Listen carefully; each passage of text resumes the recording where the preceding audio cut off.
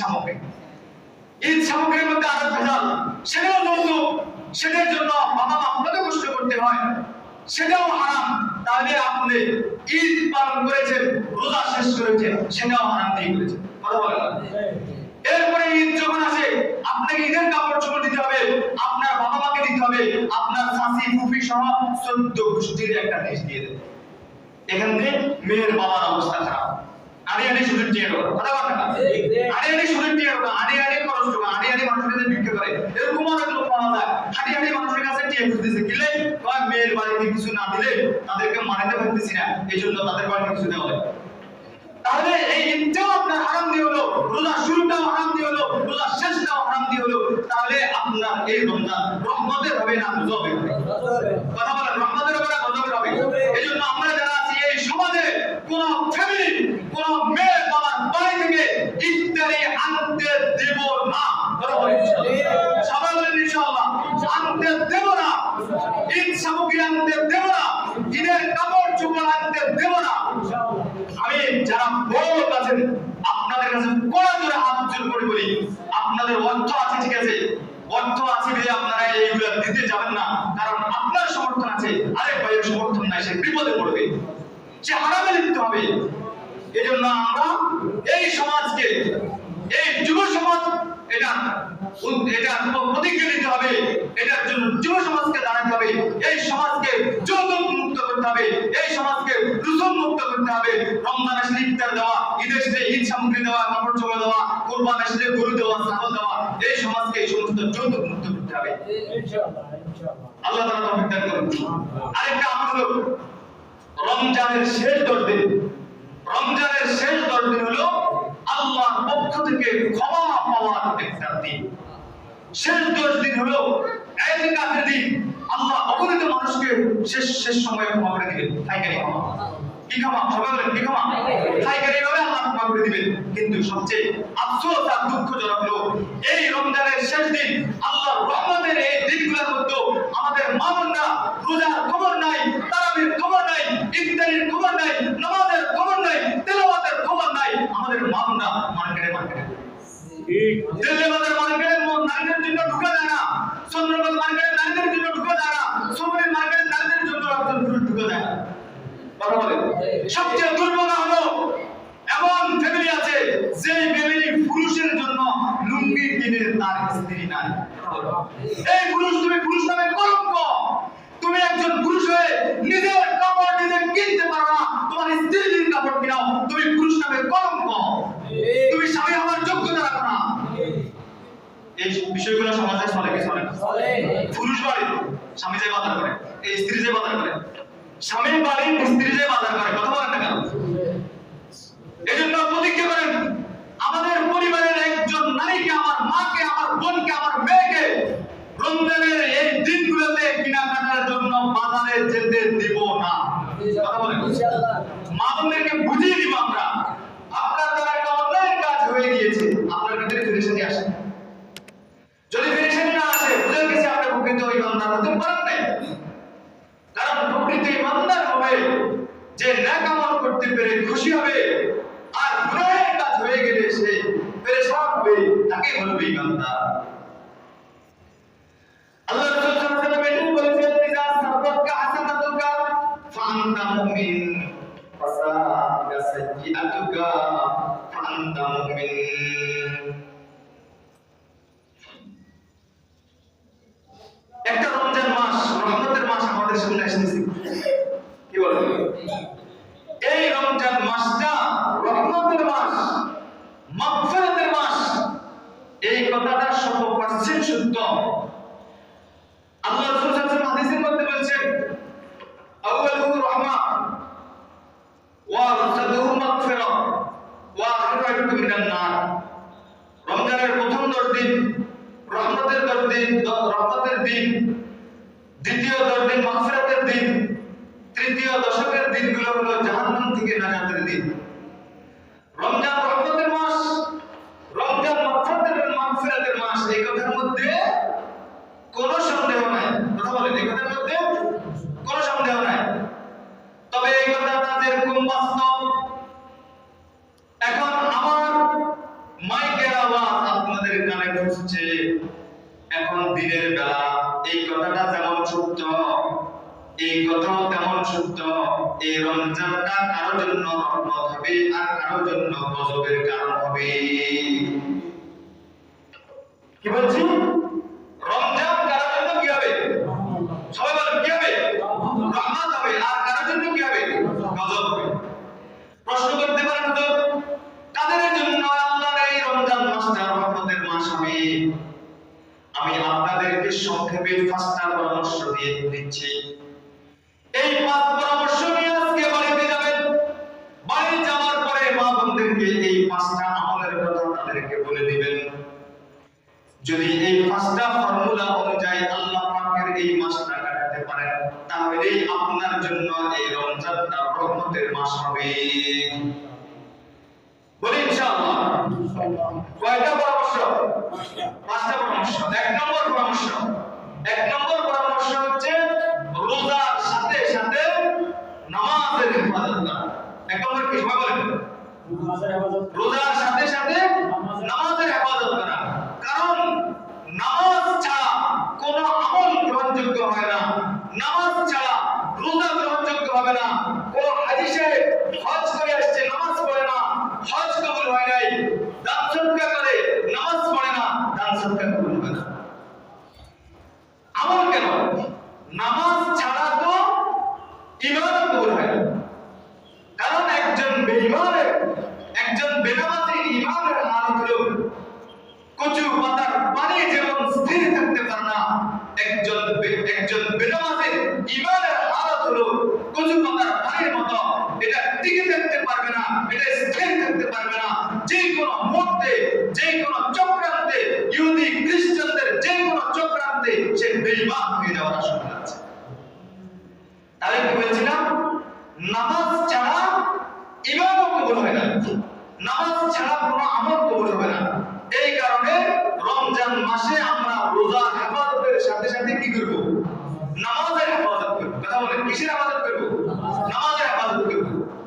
কারণ যে ঘরে নামাজ নাই ওই ঘরে আল্লাহর রহমত নাই, শান্তি নাই।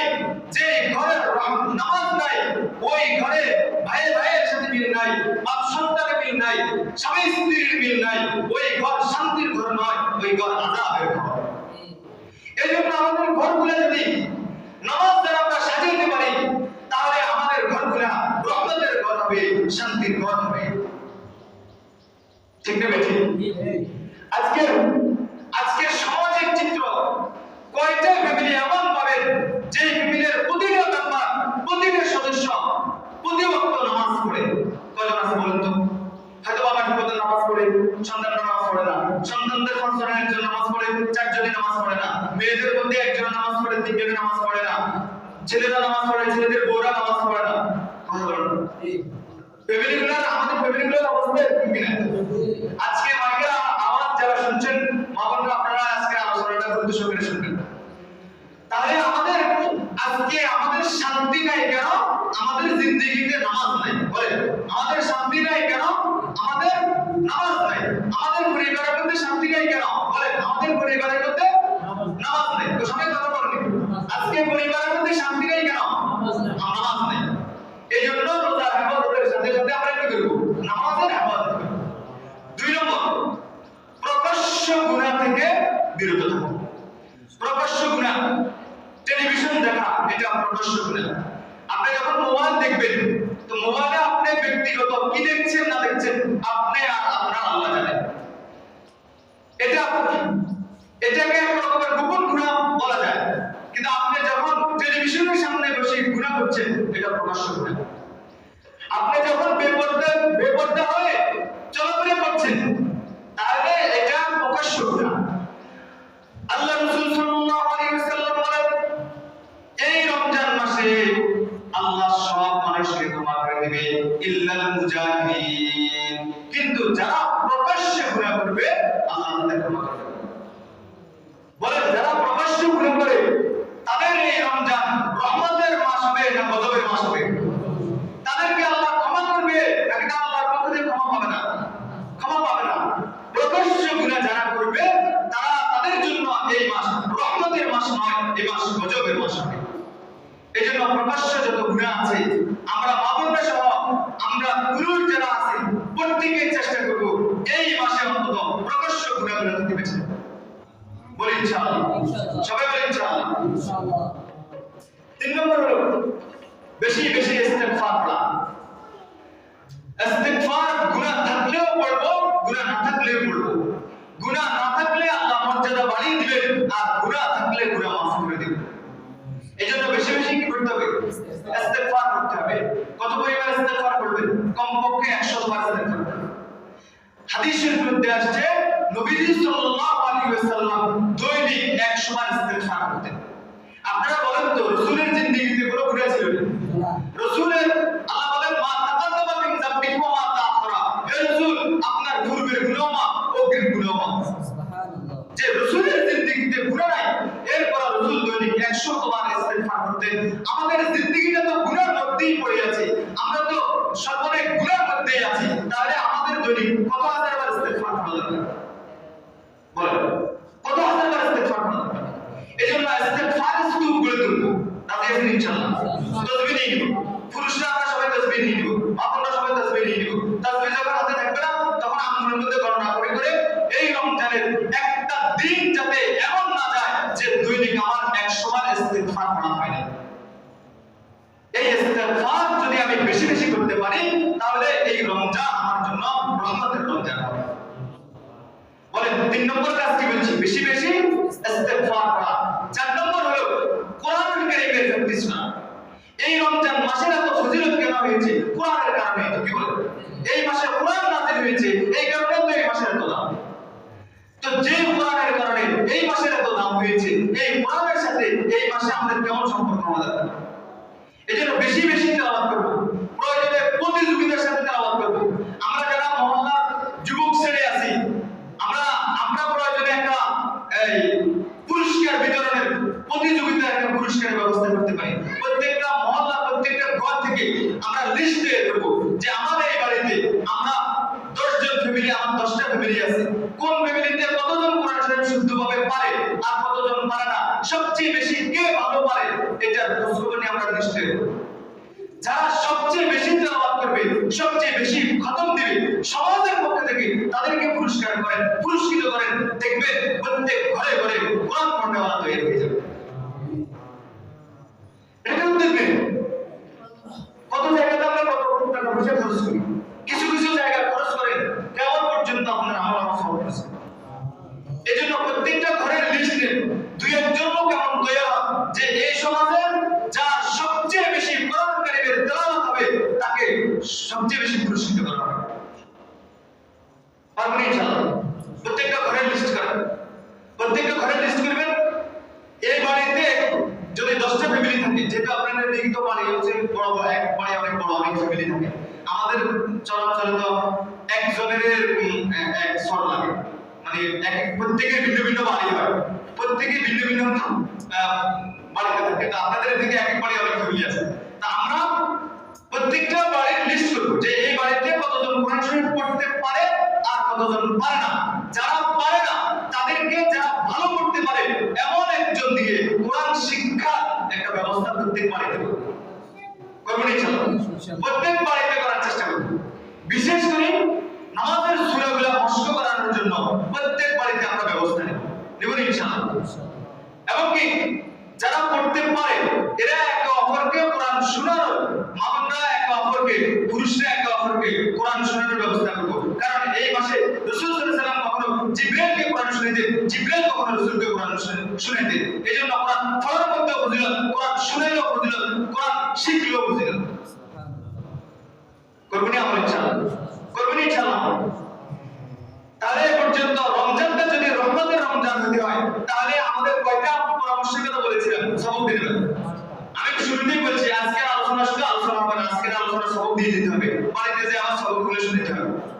রমজানের যদি রহমতের রমজান হতে হয়, কয়টা আমল আমাদের করতে হবে? 5টা আমল। 1 নম্বর আমলের নাম রোজার হেফাজতের সাথে সাথে নামাজের হেফাজত করা। বলেন রোজার হেফাজতের সাথে সাথে নামাজের হেফাজত করা। 2 নম্বর আমলের নাম বেশি বেশি ইস্তেগফার করা। 3 নম্বর আমলের নাম প্রকাশ্য গুনাহ থেকে বিরত থাকা। 4 নম্বর আমল কোরআনের প্র্যাকটিস করা।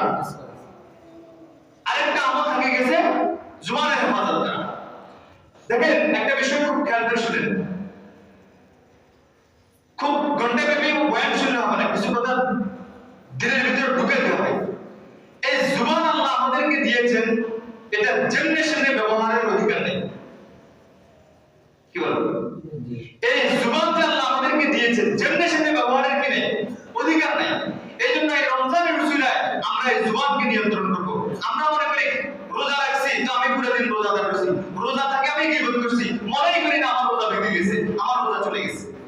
রোজা রেখে আমরা সমালোচনা করছি, মনেই করি না রোজা আসে না গেছে। রোজা ভেঙে রোজা থেকে মিথ্যা কথা বলছি, মনেই করি না রোজা আসে না গেছে। কথা বলেন, আমাদের এই পবিত্র মুখ থেকে, আমাদের এই জুবান থেকে আল্লাহ মায়ের গর্ভে পর্যন্ত পবিত্র রেখেছে। মায়ের গর্ভে পর্যন্ত, মায়ের গর্ভে সন্তানের খাবার ছিল মায়ের পেটে রক্ত, শরীরের রক্ত। এই রক্ত আল্লাহ মুখ দিয়ে খাবার নাই, কারণ এই মুখকে আল্লাহ পবিত্র রেখেছে। এই মুখ দিয়ে মানুষ আল্লাহর কথা বলবে, আল্লাহর কোরআন পড়বে। এই কারণে এই মুখ জুবানকে আল্লাহ মায়ের গর্ভে পর্যন্ত পবিত্র রেখেছে। কিন্তু আল্লাহর দেওয়া এই পবিত্র জুবান দুনিয়াতে এসে আমরা নাফাক বানিয়ে ফেলছি, এটা পবিত্র রাখতে পারি না। এজন্য কথা কথা গালি, কথা বলবো, কথা কথা কি গালি, গালিটা এখন পেশা হয়ে গেছে। গালি ছাড়া কথাই বলতে পারে না। নিয়ত করেন আজকে থেকে কোন কথাই গালি দিয়ে বলবো না। বলেন ইনশাআল্লাহ, বলেন ইনশাআল্লাহ, সবাই বলেন ইনশাআল্লাহ। আজকে থেকে কোন কথা গালি দিয়ে বলবো না। গালি দেওয়ার দ্বারা কি হবে? মুখ নাফাক হয়ে যাবে। আজকে থেকে কারো গীবত করবো না, আজকে থেকে মিথ্যা কথা বলবো না, আজকে থেকে চা দোকানে বসে অন্যের সমালোচনা করবো না। বলেন ইনশাআল্লাহ, বলেন ইনশাআল্লাহ। যদি এই জুবানের হেফাজত করতে পারি তাহলে আমার রমজান কিসের রমজান হবে? বলেন রহমতের রমজান। কিসের রমজান হবে? রহমতের রমজান। তাহলে রহমতের রমজান পাওয়ার জন্য কয়টা আমল আমাদের করতে হবে? 5টা আমল। রোজার হেফাজতের সাথে সাথে নামাজের হেফাজত করা, প্রকাশ্য গুনাহ থেকে বেঁচে থাকা, বেশি বেশি ইস্তেগফার করা, কোরআনুল কারীমের প্র্যাকটিস করা, জুবানের হেফাজত করা। বলেন এই 5টা আমল মনে রাখতে পারবেন? এই 5টা আমল মানে যে শুনতে পারবেন কে কিসে? বলেন ইনশাআল্লাহ। মানে যে শুনতে পারবেন কে কি? যদি ভুলে যান আবার আমরা ফোন দিয়ে জিজ্ঞাসা করে নিয়ে বলুন হুজুর 5টা আমলের কথা কি কি বলছেন। আর আমি গতকালকে উদ্যোগ দিয়ে হোয়াটসঅ্যাপে একটা আমি গ্রুপ চালু করছি আমাদের এবারে সুন্নি মুসল্লিদেরকে নিয়ে, যাদের নাম্বার আমাদের কাছে ছিল, আমার কাছে ছিল, আমি তাদেরকে অ্যাড করছি। আপনাদের কাছে আমি বিনীত অনুরোধ থাকবে প্রত্যেকটা ঘরে একজন পুরুষের মোবাইল, আমরা টাচ মোবাইল তো সবাই জানে, প্রত্যেক ঘরে একজন পুরুষের হোয়াটসঅ্যাপ নাম্বারটা আমাদের এই গ্রুপের সাথে অ্যাড করে দেবেন। আমরা রমজানের 30টা আমল, 30টা সংক্ষিপ্ত আলোচনা আমরা সেখানে দিয়ে দিব। ইফতারের আগ মুহূর্তে সেখানে আমরা এটা আলোচনা করব, এগুলোকে আমলে আনার চেষ্টা করব। এই বিষয়ে সর্বশেষ আমি আরো কিছু কথা বলবো। যাই হোক, তাহলে রমজানের যদি আমরা রহমতের রমজান কাটাতে হয় তাহলে এই মাসটা আমাদের আমল করতে হবে। এখন আসেন, রমজান মাস রহমতের মাস, কিন্তু কিছু কিছু মানুষের জন্য এই রমজান হবে কি? গজবের মাস। কি মাস হবে? আল্লাহ রাসূল সাল্লাল্লাহু আলাইহি ওয়াসাল্লাম বলেন বাউদা মান্নাতের রমাদান, যে ব্যক্তি রমজান মাস পেয়েছে অথচ তার গুনাহ মাফ করাতে পারেনি, আল্লাহ রাসূল জিবরাইল আলাইহিস সালাম বললেন এই ব্যক্তি ধ্বংস হোক। আল্লাহ রাসূল বলেছেন আমিন। কোন সময় বলেছেন? জুমার দিনে বলেছেন, মিম্বরের মধ্যে বসে বলেছেন এবং মসজিদে নববীতে বসে বলেছেন। এক জিবরাইলের দোয়াই তো বদদোয়াই তো যথেষ্ট ছিল। কি বলেন? ফেরেশতারা বেগুনাহ করেন না, ফেরেশতাদের বদদোয়াই তো যথেষ্ট ছিলেন। সেখানে বিশ্ব নবী মুহাম্মদ রাসূলুল্লাহ সাল্লাল্লাহু আলাইহি ওয়াসাল্লাম আমিন বলেছেন। বলেন বিশ্ব নবী কি বলেছেন? আমিন বলেছেন। তাহলে রাসূল নিজে বদদোয়া করেছেন, জুমার দিনে বদদোয়া করেছেন, মিম্বরে বসে বদদোয়া করেছেন। হতভাগা কপাল পোড়া বদভক্ত ওই ব্যক্তি ধ্বংস যে রমজান মাস পেয়েছে, তার গুনাহ ক্ষমা করতে পারে। কত বড় ধমকি, কত বড় বদদোয়া, ফেরেশতার বদদোয়া, নবীজির বদদোয়া। এই রমজান আমাদের জন্য গজবের রমজান হবে কয়েকটা কারণে। এক নম্বর, রহমত যে কারণে আসবে, রহমত আসার দরজা যদি পথগুলো বন্ধ থাকে তো রহমত আসবে না, গজব আসবে? কথা বলেন। হাদিস থেকে জানা যায় যে ঘরের মধ্যে কোন জীবজন্তুর ছবি পাওয়া প্রকাশ করে না। কার কথা? নবীজির কথা। আজকে আমাদের অনেকের ঘরে আমাদের অনেক নেতার ছবি আছে, বাবার ছবি আছে, স্বামী স্ত্রী মিলে বিবাহের সময় একসাথে ছবি উঠেছে, এই ছবিগুলোকে সব করেই সুগাজের মধ্যে ঝুলে রাখছে। বলেন রহমত আসে না গজব আসে? রহমত আসে না গজব আসে? গজব আসবে। এই কারণে যে ঘরের মধ্যে ছবি থাকবে আজকে জুমার পরে গিয়ে সব ছবিগুলো নামিয়ে ফেলবেন। ছবি মুক্ত একটা ঘর এই সমাজের অনেক জায়গায় রাস্তার আনাচে কানাচে ছবি ঝুলিয়ে রাখছে বিভিন্ন নেতা। সবচেয়ে দুর্ভাগ্য বিষয় হচ্ছে যখন যেই নেতা আসে, যখন যার আমল আসে, এই ছবিগুলো দিয়ে ভাস্কর্যগুলো দিয়ে আমাদের এই সমাজকে, আমাদের এই দেশকে আল্লাহর রহমত মুক্ত করে ফেলে, আল্লাহর গজব দ্বারা এই দেশকে ঘুরিয়ে দেয়।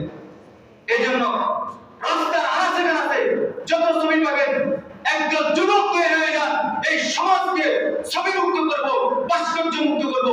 কোন নেতার ছবি এই সমাজে ঝুলাতে দেব না, মসজিদের আঙ্গনায় ঝুলাতে দেব না, আমাদের ঘরের মধ্যে ঝুলাতে দেব না।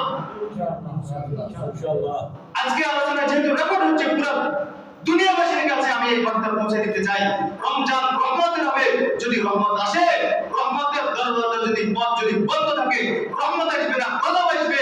এই ছবি দ্বারা, এই ভাস্কর্য দ্বারা, এই মূর্তির ছবি দ্বারা, এই আরো ঘরের মধ্যে শুকিয়েছে অনেকগুলো ফুতুল টুতুলের ছবি থাকে না, এগুলোর দ্বারা রহমত আসে না গজব আসে? সবাই বলে রহমত আসে না গজব আসে? আমাদের ঘরে এগুলো রাখবো না, বের করে দিব, এগুলো রাখবো না, ফুরিয়ে ফেলবো, সব ফেলে দিব। আমাদের মসজিদের আঙ্গিনায়, আমাদের এলাকায়, আমাদের ঘরে কোন নেতা, কোন বাবা, আমার বাবা হলেও এই ছবি রাখতে দেওয়া যাবে না। সবাই বলে রাখতে দেওয়া যাবে না। এই জন্য একজন যুবক তৈরি হতে হবে, আমার এই সমাজের মধ্যে, আমার এই সমাজের অর্থ, এই সমাজের এরিয়ার ভিতরে কোন নেতা, কোন বাবার ছবি লাগাতে দেব না।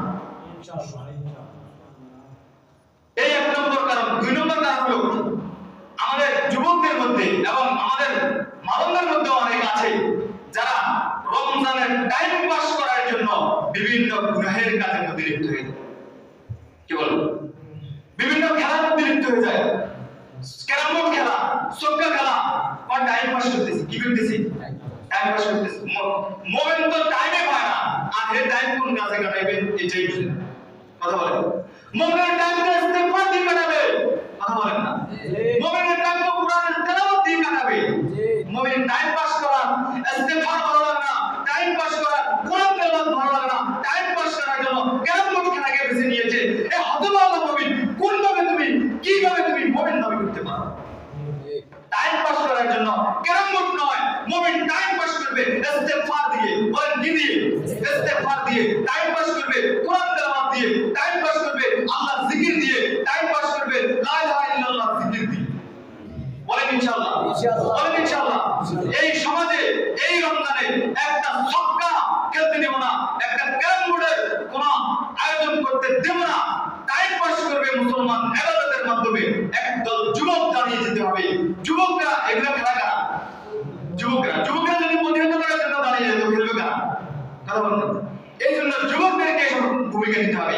মুরব্বী আমরা যারা আছি, আমরা মুরব্বীরা যারা আছি, সমাজের যারা কমিটির লোক আছে, শক্তভাবে আমাদেরকে এই বিষয়গুলা প্রতিহত করতে হবে। কারণ এগুলোর দ্বারা আমাদের রমজান রহমতের রমজান হবে না, এগুলোর দ্বারা আমাদের রমজান গজবের রমজান হবে। এসব বিষয়ে বেশি লম্বা কথা বলার মতো সময় নাই, এই জন্য আমি সংক্ষেপে বলছি।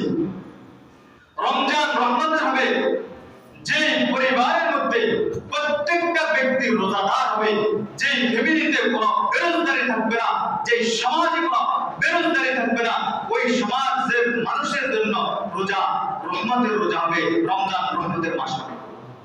আমাদের ঘরে আজকে অনেক অনেক এরকম বালেক মেয়ে এবং ছেলে আছে যাদেরকে বাবা মা আদর করে রোজা রাখতে দেয় না। কথা বলতেছেন না? বা হে এখন পরীক্ষা, হে এখন রোজা রাখলে দুর্বল হয়ে যাবে, কোন অনুমতি নাই। একমাত্র ডাক্তার যদি বলে এ অসুস্থ, রোজা রাখতে সক্ষম নয়, এই ছাড়া আর যদি কোন দিনই সফরের, যদি কোন সফর অবস্থা থাকে, এই দুই কারণ ছাড়া কোন অবস্থাতে রোজা রাখার কোন, রোজা ভাঙ্গার কোন বিধান নেই। রোজা রাখার কোনো কি নাই, বিধান নাই। এই জন্য আমরা প্রতিজ্ঞাবদ্ধ হই আমাদের ফ্যামিলির একটা ছেলে একটা মেয়েকেও একজন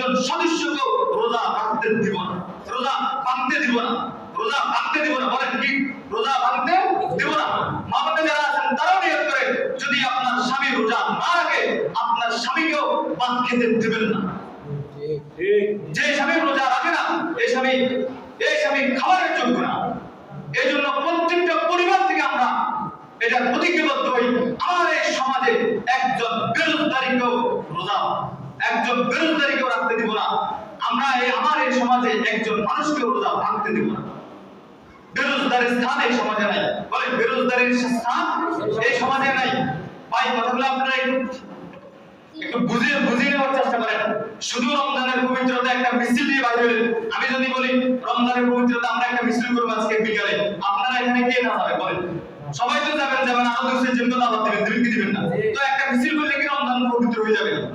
রমজান পবিত্র হওয়ার জন্য যেগুলো করার আমাদের তো এগুলো করতে হবে নাকি? তাহলে এই একটা কথা বললাম। আরেকটা কথা হলো রমজান মাসে কোনো হোটেল, কোনো দোকান, খাবারের দোকান আমরা খোলা রাখবো না।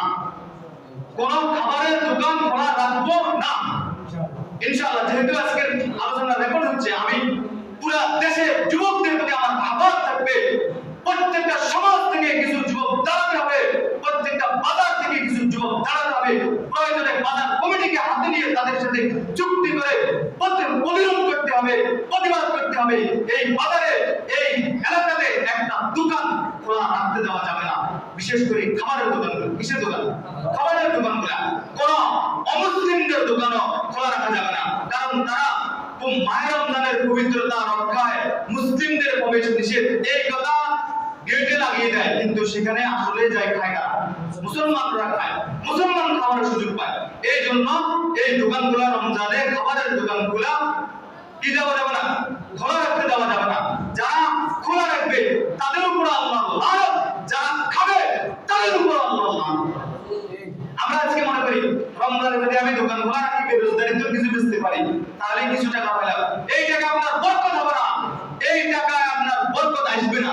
এই জন্য হারামের মধ্যে বরকত নাই। বলেন হারামের মধ্যে কি নাই? সবাই বলেন হারামের মধ্যে কি নাই? হারামের মধ্যে আরাম নাই। হারামের মধ্যে কি নাই? আরাম নাই। আমরা মনে করি নামাজের মধ্যে যদি এখন যাই দোকান বন্ধ করি, তাহলে আমার ব্যবসায় কিছু লস আসে যাবে। আপনার ব্যবসা লস আসবে না, যেটা আপনার তকদিরে আছে সেটা নামাজের পরেও আসবে। এরপরে আরেকটা বিষয় আছে। আজকে যদি 2 মিনিট একটু দেরি হয়ে যায় আপনারা কেমন অবস্থা নেবেন? আজকে কথাগুলো আমাকে বলতে হবে, আপনারা একটু ধৈর্যের সাথে শুনবেন। আর বিশেষ করে সামনের যে আলোচনাগুলো আছে, বেশি নেই, অল্প আলোচনা শেষ করছি। আপনারা এই বিষয়গুলো মনোকষ্টের সাথে নেবেন না, এই বিষয়গুলো ধরদের সাথে নেবেন। সামনের যে কথাগুলো বলবো এই কথাগুলো ধরদের সাথে নেবেন।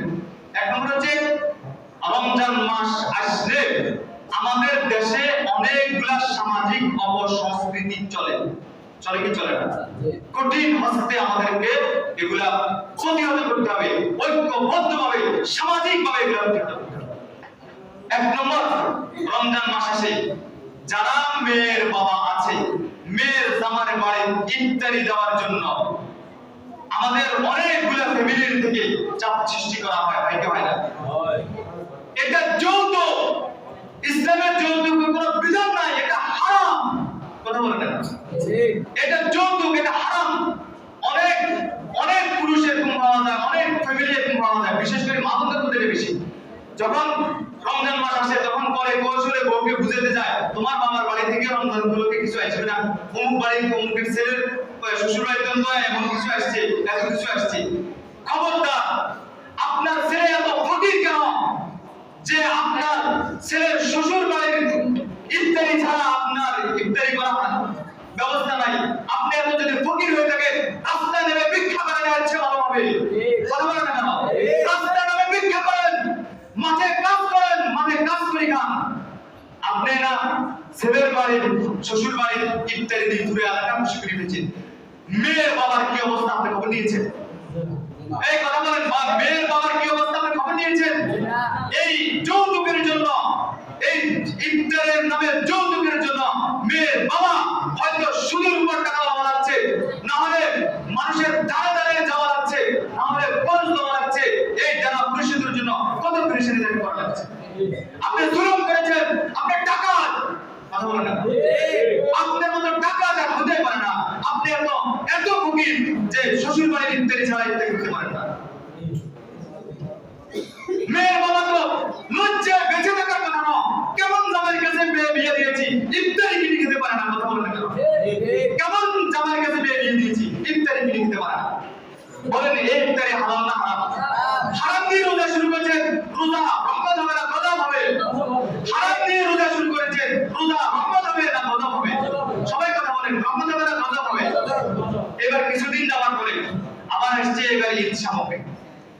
ঈদ সামগ্রীর মধ্যে আরো ভেজাল, সেটাও যৌতুক, সেটার জন্য বাবা মা কত কষ্ট করতে হয়, সেটাও হারাম।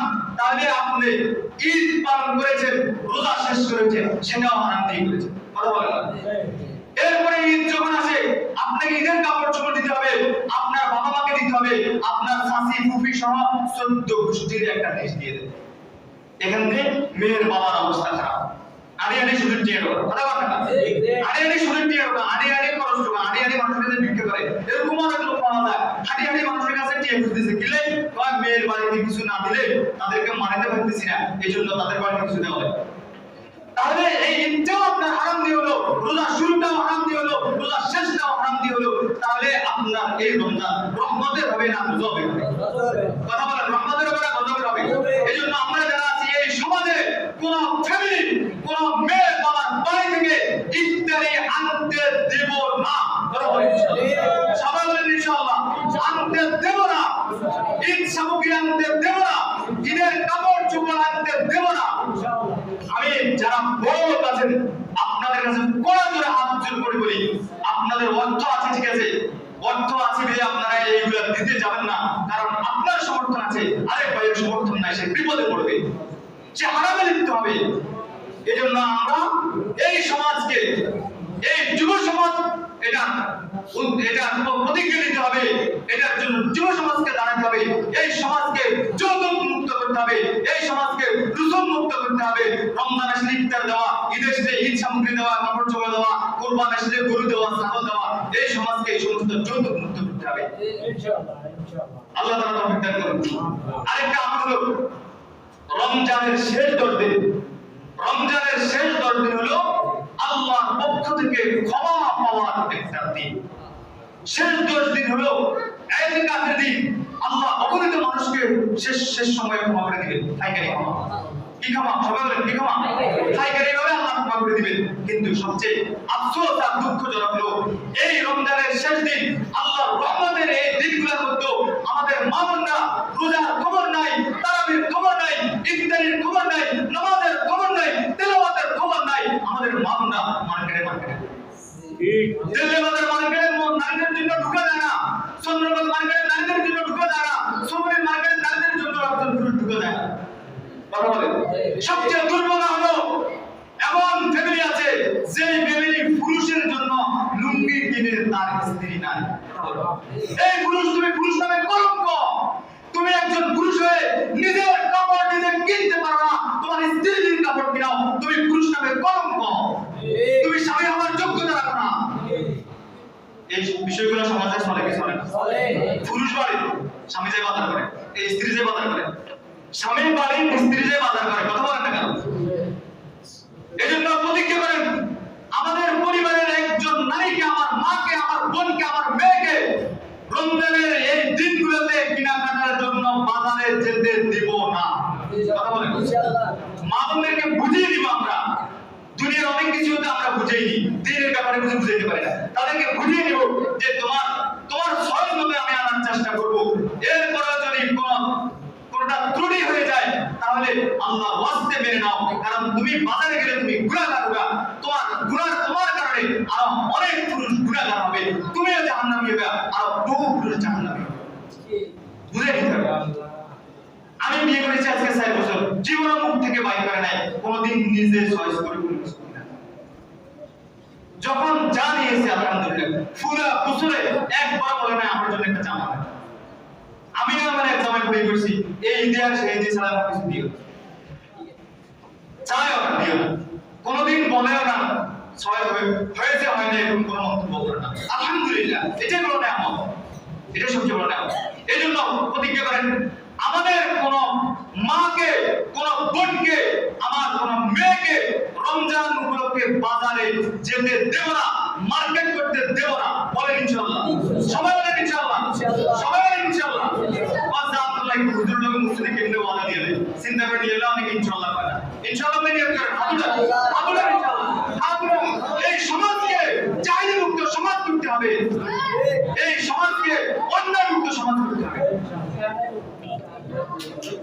পরিশেষে আমি পরিশেষে আমি 1 মিনিটে এটা 36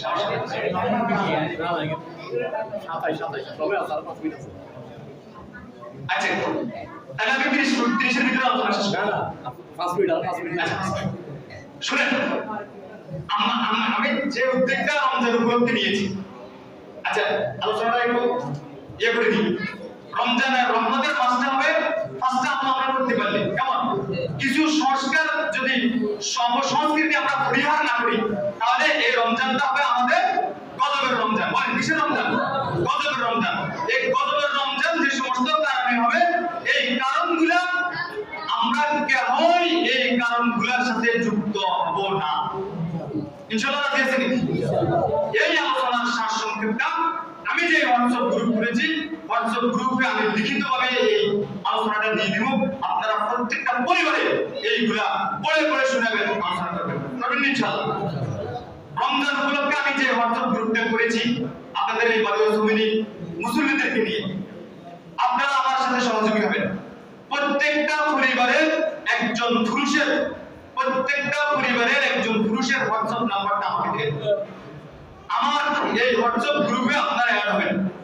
প্রতিদিন 30 রমজানের 30 দিন সেখানে একটা সংক্ষিপ্ত কোরআন আয়াত থাকবে, একটা হাদিস থাকবে, জরুরি কিছু মাসলা মাসাইল থাকবে, সংক্ষেপে কিছু আলোচনা থাকবে। আমরা মা বোনরা যারা আছি আসরের আগেই আমাদের কাজ শেষ করে ফেলতে হবে। আসরের আগে কি করতে হবে? কাজ শেষ করে নিতে হবে। আপনারা পুরুষরা যারা আছেন রমজানে ইবাদতের মাসটা খারাপ মাস, এইজন্য এত বেশি খাবারের জন্য নারীদেরকে চাপ দেন না, আমাদেরকে চাপ দেন না, সাদা সিধা খাবার ব্যবস্থা করার জন্য বলবেন। আসরের আগে আমাদের রান্না বান্না সব ফ্যামিলিতে আমরা শেষ করে দেব, চেষ্টা করব। আসরের পর থেকে আমরা প্রত্যেক পরিবারের সদস্য যারা আছে, মাহরাম যারা আছে, সেখানে দেওয়ান আর ভাবি একসাথে হতে পারবে না, বাসুর আর ভাবি একসাথে হতে পারবে না। আজকে দুর্ভাগ্য, কোন দিকে কথা বলবো, আমাদের সমাজে অনেক নারী আছে যারা দেওয়ারের সাথে পর্দা করে চলতে চায়, কিন্তু মা শাশুড়ি এটা দেয় না, কয় আর দেখা ওনা নাই গিয়া ইয়ে লগে বুঝে ওনা দলে পর্দা বুঝি বিধান আছে দেখা ওলা কেমনে হলো কালকে বিয়ে করে দেখতে বলা বাবা কিন্তু বলে দেখা আমার কথা বলে এটা দেখা ওলা নেই, এটা আমার বিধান। এইজন্য রমজানে আমরা এই পর্দা থেকেও আমরা পর্দার আমলটা করব। সেখানে আমরা যে সংক্ষিপ্ত যে আলোচনাটা দেব ইফতারের আগে কমপক্ষে 2 বার এই আলোচনাটা আমরা পড়ে ফ্যামিলির সবাইকে আমরা শুনিয়ে দেব। আমি যে আলোচনাটা আজকে এখানে করছি শুরু থেকে কি সবাই পেয়েছে? বলেন পাইছে? আচ্ছা আপনারা যারা মাইকে আলোচনা শুনছে সবাই কি সব কথা শুনছে? এজন্য হোয়াটসঅ্যাপে যদি আমি আজকে এই সংক্ষিপ্ত আলোচনাটা দিই, আপনি যদি বাড়িতে 1-2 বার আপনার বাড়ির ফ্যামিলির সবাইকে যদি আলোচনাটা করেন তাহলে আলোচনাটা সবাই পাইছে? সবাই পাইছে না? তাহলে আমাদের আলোচনাটা প্রত্যেকটা ঘরে পৌঁছে গেল, কথা বলেন। এইজন্য আমার এই হোয়াটসঅ্যাপ গ্রুপে আপনারা অ্যাড হবেন। আর আরেকটা হলো আমরা রমজানের এই দাবা সার্কেলের পক্ষ থেকে 30 রমজানের 30টা কর্মসূচি এখানে আমরা ছাপিয়েছি। 30টা আমল, 30টা বিষয়, যেমন হাদিসের মধ্যে আছে যে ব্যক্তি আল্লাহ 99টা মুখস্থ করবে সে জান্নাতে চলে যাবে। সুবহানাল্লাহ বললাম ভালো একটা আমল, কিন্তু আপনি একদিনে পারবেন না। এজন্য আমরা 30 দিনে প্রতিদিন 3টা করে নাম অর্থসহ দিয়ে দিয়েছি। প্রতিদিন 3টা নাম মুখস্থ করতে পারবো না আমরা? কি বলবো পারবো না? আমাদের এখানে প্রতিদিনের 3টা করে দেওয়া আছে, আল্লাহর নাম দেওয়া আছে। প্রতিদিন 3টা করে মুখস্থ করলে 30 দিনে আল্লাহর 99টা নাম মুখস্থ হয়ে যাবে। হবে 30 দিনে আমাদের আরো কিছু আমল দেওয়া আছে। লাস্টে পরের পাতায় আমরা রমজানের প্রতিদিনের আমল চেক লিস্ট, আপনি প্রতিদিন যে আমলগুলো করছেন আমাদের এখানে টিক চিহ্ন আকারে আপনি দিবেন। পুরুষরা যারা আছে জামাতের সাথে ওয়াক্ত নামাজ আপনি রমজানে পড়েছেন, এখানে প্রতিদিনের টিক দিবেন। এরপরে আপনার কয়টা দোয়া আপনি মুখস্থ করতে পেরেছেন, আমরা দোয়াগুলো তো হোয়াটসঅ্যাপ গ্রুপে দিয়ে দিই, কয়টা দোয়া আপনি মুখস্থ করতে পেরেছেন এটা আপনি আমাদের এখানে জানিয়ে দিবেন। এরপরে ইসলামিক বইগুলো আমরা রমজানে বেশি বেশি পড়ার চেষ্টা করব। এই বইগুলো কি পড়বেন এর জন্য আমি একটা বই নিয়ে আসছি, আমি বইগুলো দেখার জন্য নিয়ে আসছি। আমি বইগুলো নিয়ে আসছি, আমাদের এই বইগুলো যদি আমরা ঘরে পড়তে পারি আমাদের এই ঘরগুলা একটা সুখ শান্তির একটা ঘর হবে। এই জন্য এই বইগুলোর হাতে বেশি না, 100 টাকা আছে, আরেকটা দাম 250 টাকা, আরেকটা দাম 50 টাকা। আমরা এই বইগুলো নিয়ে প্রত্যেকটা ঘরে ঘরে তালিমের ব্যবস্থা করবেন। এখানে আমাদের অনেকগুলো আমলের লিস্ট দেওয়া আছে, প্রত্যেকটা আমল আমরা করার জন্য চেষ্টা করব। 30 দিনে কোনটা আমল আমরা করতে পেরেছি, কোন দিন কিছুক্ষণের মধ্যে জানিয়ে দিব। এই ফাইলটা যেহেতু এখানে আমরা অনেকগুলো ফাইল ছাপাচ্ছি, আমাদের পক্ষে সম্ভব না নিজের অফিস দিয়ে এতগুলো ফাইল ছাপানো। এই জন্য এই ফাইলগুলো আমরা পুনরায় করে নিচ্ছি। প্রত্যেক মুসল্লি প্রত্যেক ঘরের জন্য একটা একটা ফাইল ক্রয় করে নেবেন। প্রত্যেক মুসল্লি একটা একটা ফাইল ক্রয় করে নেবেন। ফাইলটা আমাদের সেটা আমার হাতে নেই, আসতে 2 দিন সময় লাগবে। আপনারা এই ফাইলটা নিয়ে নেবেন, নিয়ে প্রত্যেক ঘরে ঘরে এই আমলগুলো রুটিন মাফিক করার চেষ্টা করবেন। আর যে হোয়াটসঅ্যাপ গ্রুপের কথা আমি বলছি, হোয়াটসঅ্যাপ গ্রুপে সবাই অ্যাড হওয়ার চেষ্টা করবেন এবং যেদিন যে আলোচনা ওখানে দেওয়া হবে এটা ফ্যামিলির মধ্যে আলোচনা করার চেষ্টা করবেন। ইফতারের আগ মুহূর্তে দোয়া করতে কেউ ভুলবেন না, রাতের তাহাজ্জুদ নামাজ পড়তে কেউ ভুলবেন না, রমজানের তারাবির নামাজ কেউ ছাড়বেন না। ইনশাআল্লাহ ইনশাআল্লাহ আল্লাহ তাআলা আমাদেরকে এই আলোচনাগুলোর উপর আমল করতে দেন। ওয়া আলাইকুম